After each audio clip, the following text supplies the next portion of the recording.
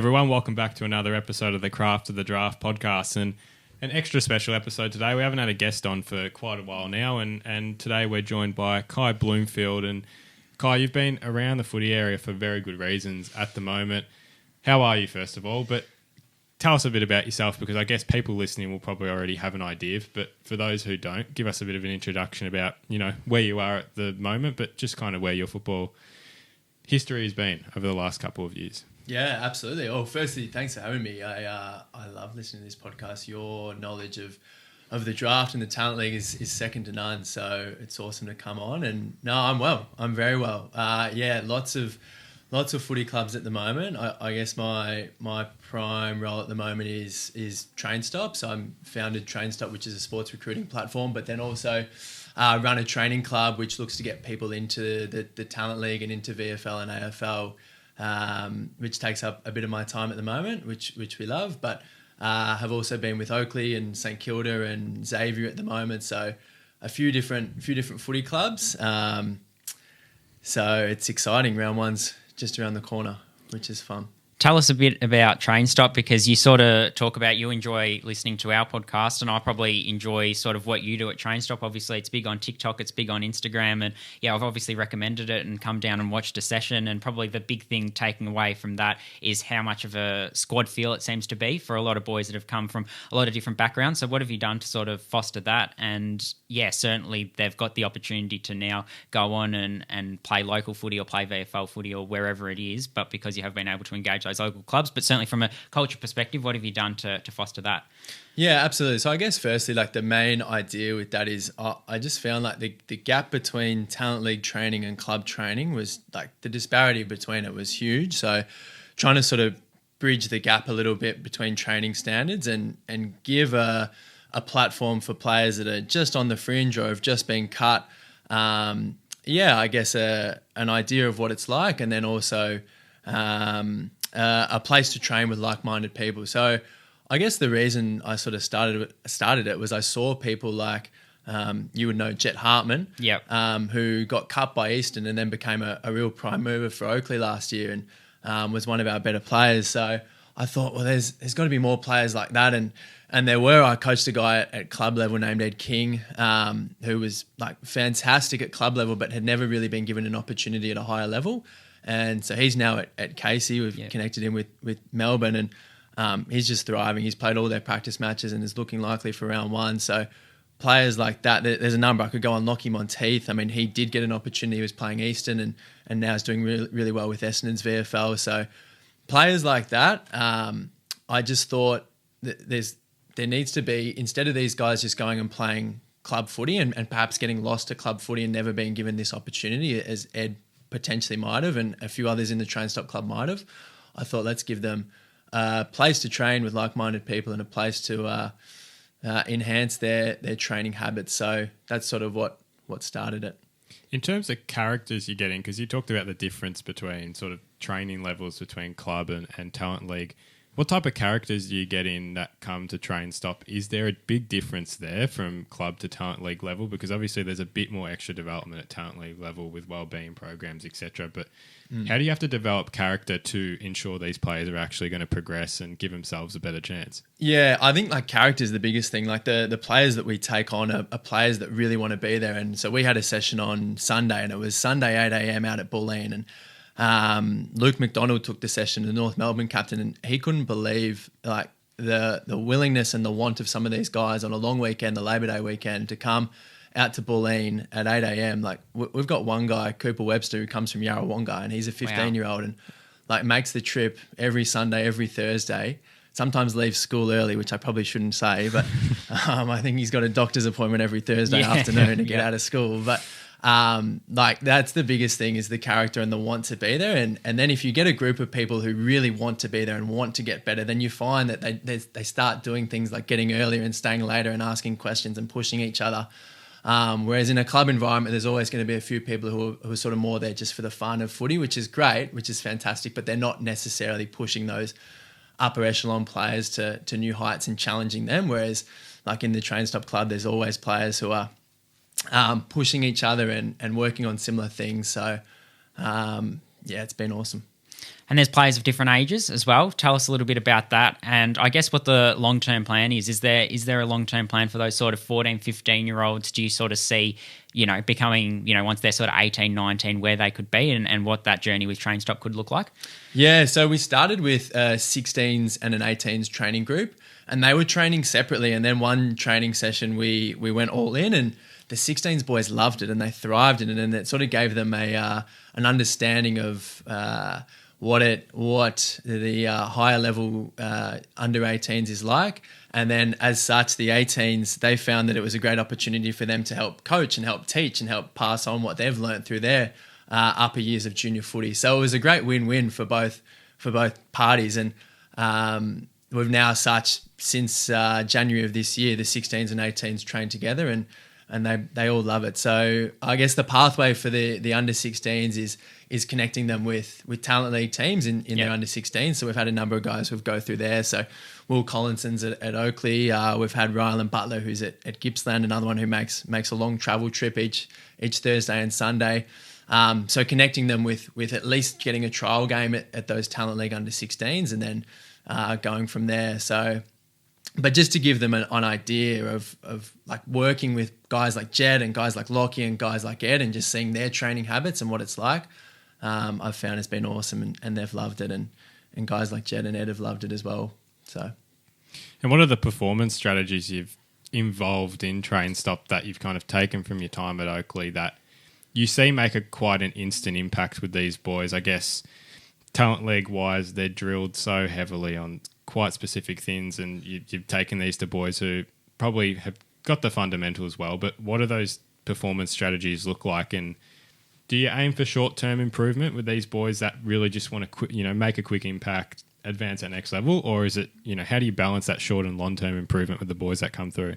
Yeah, good question. So I think the biggest difference that the players find from going from club level to coming to Trainstop is like it is like a talent league or an AFL program. It is like every session has a plan and purpose and is set to the minute. Yep. So whereas in club footy you do a lap warm up, and then it's a bit of kick to kick, and then it's a bit of lane work, and then it's sort of there's no real plan or purpose. So I guess a difficult thing for me has been juggling the plan for individuals as opposed to a team, because we're not a team. Like, we're not going to play a game. So trying to focus on, we've got so many players down there now that trying to focus on individual goals has been a tricky juggling act, but everyone has an IDP, so an individual development plan as to where they want to get to and what they're working on. And then they come in a little bit earlier and work on that, and stay a little bit later and work on that.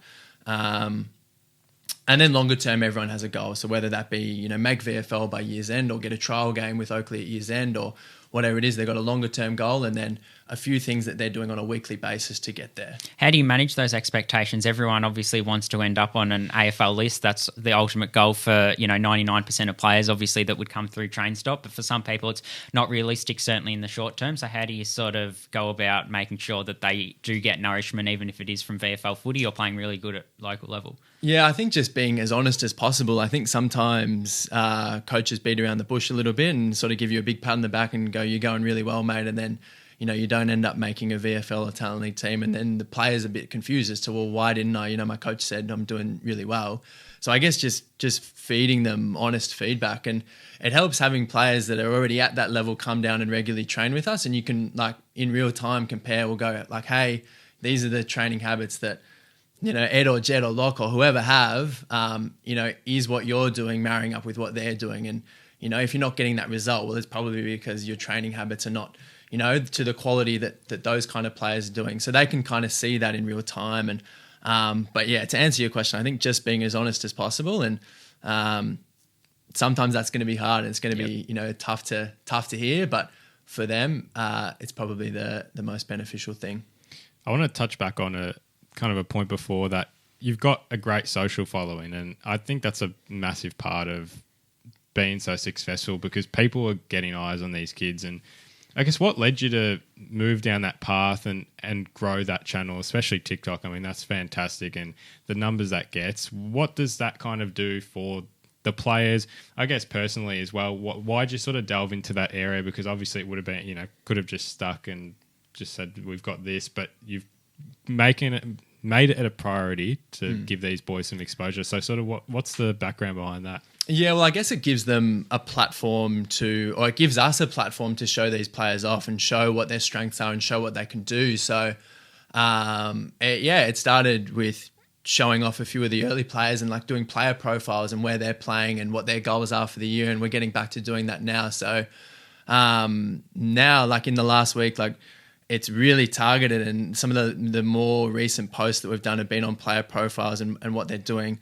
And in the last week, we've had Adrian Dodoro follow and some player agents follow and some, different recruiters follow and people at Talent League level follow. So like the eyeballs that are watching what these guys are doing now are really targeted, and it gives them might be able to do a player profile on Eddie King, and it might be viewed by 50,000 people. And, maybe one of them is a player agent, and they reach out to him and go, "Hey Ed, I've seen what you're doing this year and you're at Casey and you're killing it in the practice matches. I'd love to sit down and have a coffee and have a chat." So I think just giving these players a platform to show what they're doing, and show them off. I mean, I'm super proud of all the hard work they're putting in. So the ability to show everyone what they're up to and what we're doing is what I guess was the reason I started it. How do you, or what have been some interesting things that people have sort of thought about Trainstop before they've come in, and how much do you sort of, not plan, but certainly, I guess, to some degree plan what that content's going to look like so it is sort of on brand, because that's what you do, certainly on social media, certainly seems to marry up with what you're doing when you're there off camera. Yeah, it's funny. Some of the people that first came into the program, their parents maybe thought it was a bit of a scam, and it was funny. One of them even said, they called me and they said, "Oh, like what is this? I haven't heard of this," because they're not on social media. Their kids all see it, and then they go to their parents and go, "Hey, can I join Trainstop Club?" And their parents are like, "What is Trainstop Club? I've never heard of that." And one of them, it was funny. They called me and said, "Oh, is this legit?" Whatever, and ended up they put their son through it, and he's been a great member. And then we got invited to Collingwood Footy Club the other day, and his family are diehard Collingwood fans. And so we got the full tour of Collingwood Footy Club, and his parents came in, and his mum was like, "I'm so sorry. I thought this was an absolute scam at the start. And now I'm in wearing my Collingwood hat coming through, and this is really cool." So, sorry, what was your initial question? Have I answered that? Just probably about the content and I guess how much time that takes to film as well. Yeah. It does take a little bit of time. Trying to do more content on the players that we have in the club and what we're doing, and where they're going, and try to track their seasons. So trying to keep it as Trainstop related now as possible. But it probably takes to do one of those videos maybe an hour, hour and a half. Yep. Yeah. I'll segue now more to the Talent League side of things and ask you about your time so far at the Saints, and obviously you've been at the Chargers. Just a general question, having been at the Saints now, how good is the Talent Pathway program? Because now you see you've seen an AFL program for a couple of months and being at a Talent League system. How close is the gap between senior football and Talent League football in terms of the development these boys are actually coming through in now?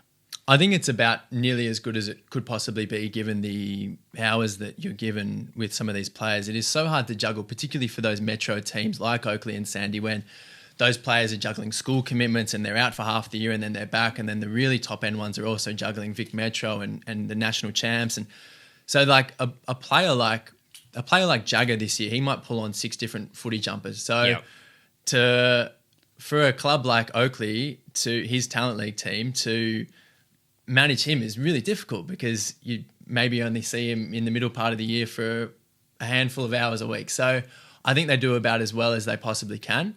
Having said that, I've only been at Oakley. I think maybe I would love to see some more resources put into it. The facility at Oakley Sandy is fantastic. Yeah, Sandy's fantastic, yeah. St Kilda, and pretty envious of that. Oakley's is probably a bit outdated, but I've heard that other clubs have got fantastic facilities. I think Murray, you guys would probably know better. Murray's is pretty good, I think. Obviously, Sandy's is really good, but I'd love some some more money put into Oakley's. But I think to answer your question, they do it about as well as they can. Tell us about the challenges that you're sort of navigating with those kids like Jagger who would be pulling on 6 different jerseys. You talked about all of those. I've also got the AFL Academy for those sort of top 20, 25 boys. What are the challenges you're sort of dealing with the fact that they would have 5 or 6 different voices in their ear from a senior coaching perspective, plus recruiters, plus player agents, plus assistant coaches? What are the challenges you're dealing with to try to streamline the focus as much as possible? Yeah, I suppose just making sure that the message that they're hearing marries up across all 6 voices. I think Jagger could coach himself. He's the most professional junior player I've seen come through for a long, long time. So he does everything very diligently. But I think with players like that, just making sure that the messaging is marrying up, because I think it would be really confusing to run out under 6 different coaches who are saying six different things, run off at stoppage or stay at stoppage, or it would be really confusing. So just making sure that everyone's communicating and on the same page would be what I would say.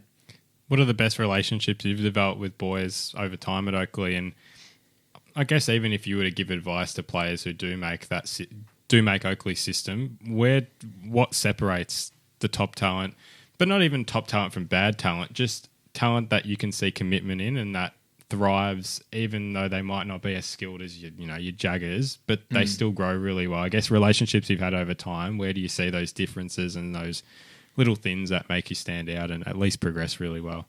Yeah, I'll probably come back to Jet Harmon. He got cut by Eastern and did a trial game. Oakley run a trial game in April against Sandy, and he played in that, and that was the first time I saw him, and just intercepted everything and read the ball really well. But then his character and coachability, he'd come off and ask for feedback, and he was always, I spoke to him yesterday, and he's always first on the track and always last to leave, and always notepad in every meeting, and always actively seeking feedback and asking for more clips and asking for more to do. Even yesterday, he called me and said, I feel like his strength is aerial ability and his intercepting capacity. And he said, I feel like I'm not able to show that as much with Collingwood at the moment. And, what can I do? Can we do some extra stuff? He's just always seeking feedback. So I guess that, he would be the first to admit that he's not the most silky and talented player. He doesn't have the natural skills that someone like Jagger does have, but his work rate and his work ethic and his coachability is second to none. So, and that's given him the opportunity at Talent League level and now VFL and hopefully soon potentially AFL.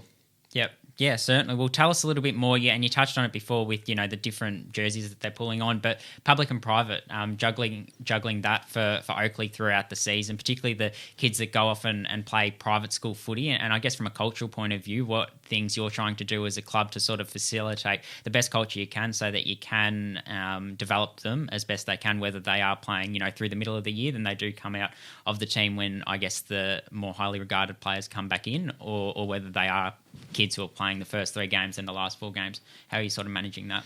Yeah, it's a tough one. With my time at Oakley last year, we had to, you have to plan for it. So in your list management at the start of the year, when you're making your cuts, you have to make sure that you have enough public school boys there and enough, so your list is not totally comprised of just privates that are all going to leave. So just having that balance and getting your list management right from the get-go really helps. And if you get that wrong, you can come a bit unstuck towards the middle of the year. So managing that at the start of the year. And then it's also it's in the middle of the year, it's a great opportunity for some of those publics to get that exposure at that level who may not have had it before and who may not have gotten it if the privates didn't leave. And sometimes you unearth some real gems in that time, and you can see Jet Hartman again. Harry Eels this year for us was fantastic and got that opportunity in the middle of the year. So there's a number for Sandy and Oakley and clubs like that do get unearthed in that time. So it can be a real win as well. Well, do you want to touch on some players now? We'll touch on some players. And give us a bit of a profile. We're going to touch on, obviously, on brand, under the radar boys, because we know Finn, Jagger and Tom Gross are all going to be in top 10. They're good already. We know them. To start with Lucas Tovey. Tovey. You would have worked with him, obviously, being in the back line last year, and he's one who, I guess, some key defenders can come into that role a little bit late. It might be their top AG by the time they're coming in, but you've given him a little bit of exposure. He closed down Archer Reed last year. He's obviously now at West Coast. So what's it been like working with him, and what's the scope for him, do you see? Yeah, he's fantastic. So he started as a ruckman, obviously, and then one of our coaches last year, Paul Griffiths, decided to put him down back, and it was a fantastic move. Like, he's just got fantastic, like he's super athletic, so he's got fantastic closing speed and long reach. And he's really hard to play on. He's really worked on his intercept marking as well. And he's now become a real leader, like having games, quite a few games last year. He's now gone into this preseason as a real leader, and in drills, in match simulation, like really putting people in positions and setting places up. And so he'll be a real leader for the backline for Oakley this year. So I'm really excited to see what he can do in his top age year. He's so athletic, and another one that's really coachable. You've got the list. You can keep naming. I don't mind if you keep naming. Yeah, no. Well, Tyg McCarthy as well is obviously one who's spent a bit of time at Collingwood, being part of their NGA program, and probably that under-17s game out at Werribee from memory last year. He took a couple of really nice intercept marks. His flight of the ball seems to be really good. So, how's that development look like with him? Yeah, fantastic. Obviously another back player, so someone I worked with closely last year. One game stands out for me was the Tassie game down there last year, where I think in the first half he took 6 intercept marks, which was just unbelievable against a really strong Tassie team.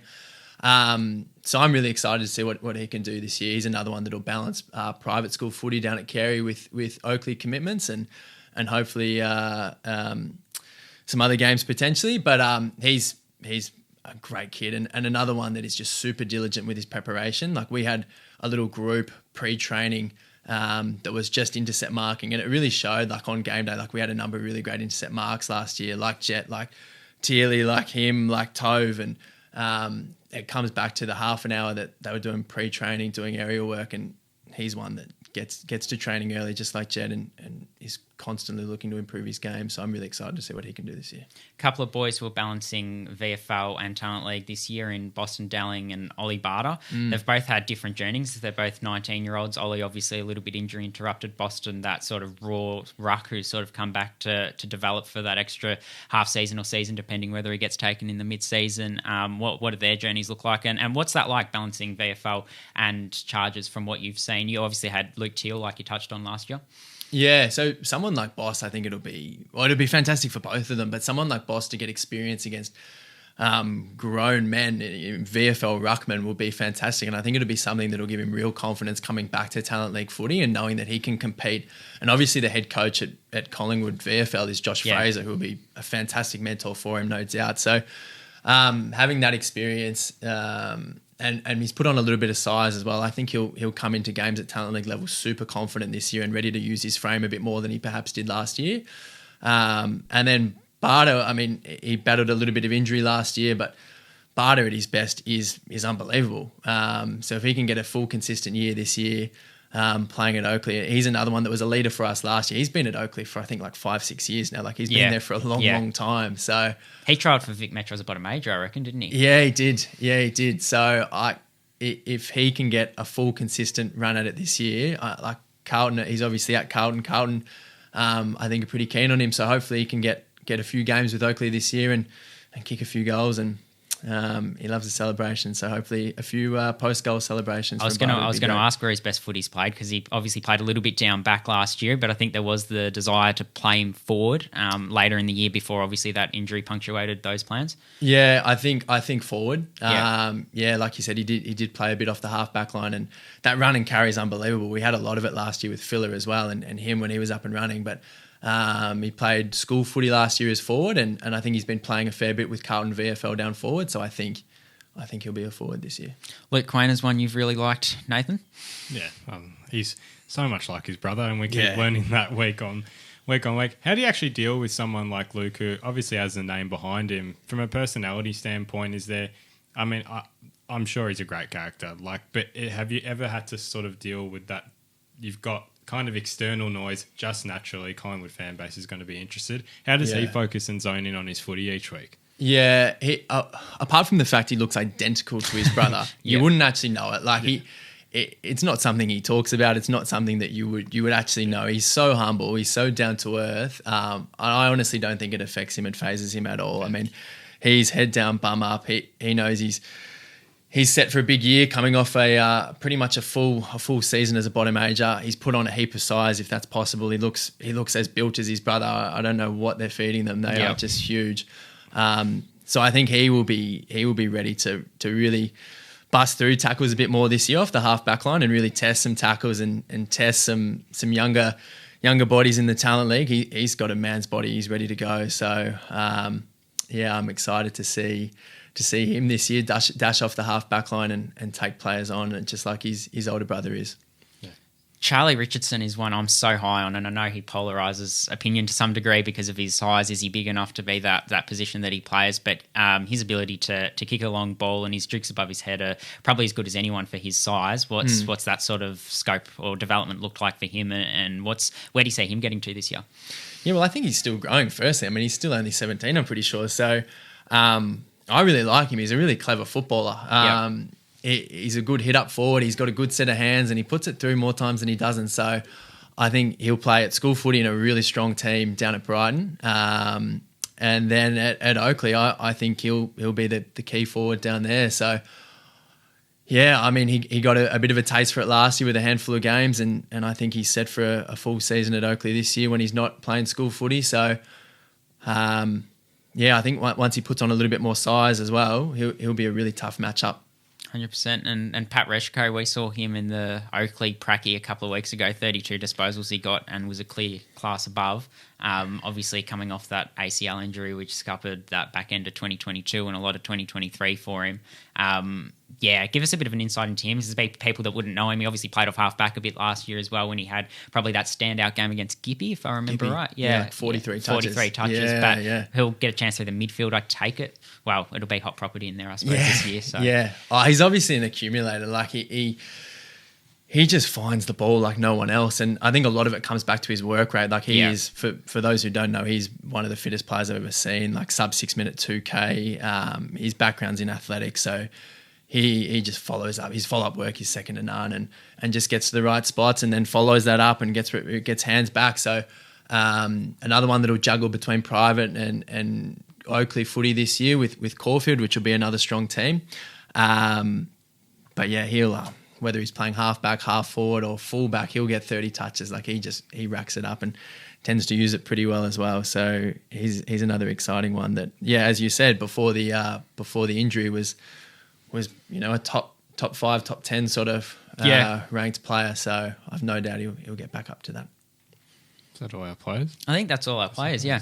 Last question for you to wrap up. I guess when you look 12 months ahead, where do you want to be? Where does Trainstop want to be?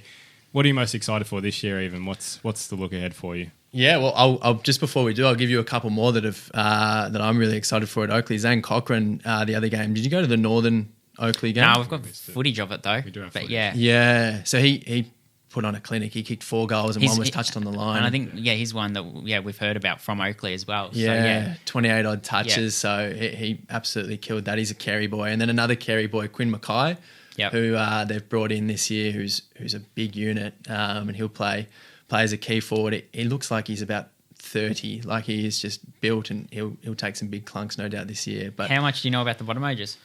Not as much as I should. Yep. I'm not there this year now, as you know. So, but I like there's some top end talent there, like Louis Emmett, Sammy Allen, the Scotch boys there. Yeah. Mingara, I think he kicked 4 goals a couple of weeks ago in a Pracky match. So there's some real top end talent coming through the bottom ages. Which is exciting. It'll be a good mix this year between top and bottom. Whereas last year was probably a bit more bottom age heavy with the likes of the Jaggers and the Finns coming through. So I think there'll be a really nice blend there this year, which is exciting. Sam Grillage, one that's gotten a bit of talk as well, speaking to people. Performed well. That Pracky game as well, that Oakley Intra-Club. Yeah, Grill's a smooth mover. And another intense trainer. Like, he's Jagger-like on the track. He's, like Jags, I've said it before, like, he will crack it over a handball game, which is the kind of competitiveness and intensity that you need. And it's the kind of thing that brings others up. And Sammy's just the same. He's just like that. So, an intense trainer and a smooth mover. Yep. So goals this year? Yeah, back to your initial question. Yeah, for Trainstop? Yeah, everything. Yeah. You personally as well. Yeah, so obviously I've released the Trainstop app, which is a sports recruiting platform which looks to connect players with clubs. So looking to grow that. We've got quite a few hundred clubs on there now and just over 5,000 users. So continue to grow that. We want to, as we were talking pre-air, want to grow that into Adelaide and WA and other states. So that's a big part of the goal. And then growing the Trainstop club as well once we roll into October and November, setting up a few other clubs in other states and territories. Obviously, Victoria's going pretty well. So set up, get regular DMs from people in Perth and even the NT in Queensland with questions as to how they can get involved. So we'd look to set up some training camps and clubs up there in those areas. So just, growing the app and growing the club and trying to give as many players as you guys do that aren't on the radar, as many players like that, opportunities as possible. So that's the plan this year. And last one, you can be biased. Who's going to win the Talent League Premiership this year? I will be biased and I will say Oakley. Yeah, I think like the full strength Oakley side, on paper at least, is I think the strongest this year. So I think once they get all the privates back towards the back end of the year, they'll be hard to beat. Do you have an APS Premiership prediction? Yeah, I think probably Brighton. Yeah, I think Brighton look pretty strong. Caulfield are always strong. Up there. Yeah. Yep. What do you guys think? Talent League. Our predictions are Wednesday. They're coming out. Yeah. Oh, okay. Yeah. The great end to the podcast. Tune in next Wednesday. Yeah, perfect. This Wednesday, tune in for the boys season preview. No, but thank you, Kai, for joining us. Really appreciate it. Love watching your stuff, and make sure to head over to Kai's Trainstop channels and get a good look, because in terms of just if you're a player that wants to get some more experience, elevate your craft, great place to go. So thank you, Kai, for joining. Wednesday, boys season preview, where we will give our premiership predictions. I actually don't know that many of yours, to be honest, but we're going to go through it. Message us if you want us to answer a question as well. But that is all for now. Thank you all for listening, and we will see you in the next episode.